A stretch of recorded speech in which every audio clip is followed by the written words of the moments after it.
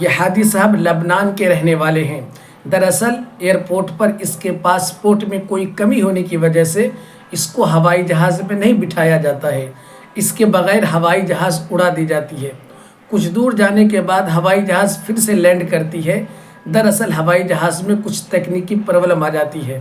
ہادی صاحب کہہ رہے ہوتے ہیں کہ مجھے بٹھا لو، میرے بغیر ہوائی جہاز نہیں جا سکتی، مگر ایئرپورٹ کے لوگوں نے ان کی ایک نہیں سنی، ایک نہیں مانی۔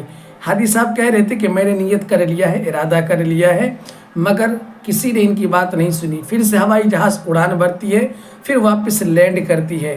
لینڈ کرنے کے بعد ہادی صاحب کہتے ہیں کہ جب تک مجھے نہیں بٹھاؤ گے تب تک ہوائی جہاز اپنی اصل جگہ پر نہیں پہنچ سکتی ہے۔ آخر کار مجبور ہو کر ایئرپورٹ والوں کو ہادی صاحب کو بٹھانا پڑتا ہے، اور پائلٹ بھی کہتے ہیں کہ جب تک ہادی صاحب نہیں بیٹھیں گے میں ہوائی جہاز اڑاؤں گا ہی نہیں۔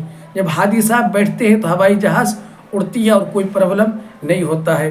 یہ ہوتا ہے کہ اللہ تبارک و تعالیٰ جس کے مقدر میں حج لکھ دیا ہوتا ہے اس کے بغیر ہوائی جہاز جا بھی نہیں سکتی، اور وہاں وہی لوگ پہنچتے ہیں جن کو اللہ بلاتا ہے۔ یہ اللہ تبارک و تعالیٰ کا ایک معجزہ تھا جو ہادی صاحب کے ساتھ ہوا۔ آپ اس کے بارے میں کیا کہتے ہیں؟ کامنٹ میں ضرور بتائیں۔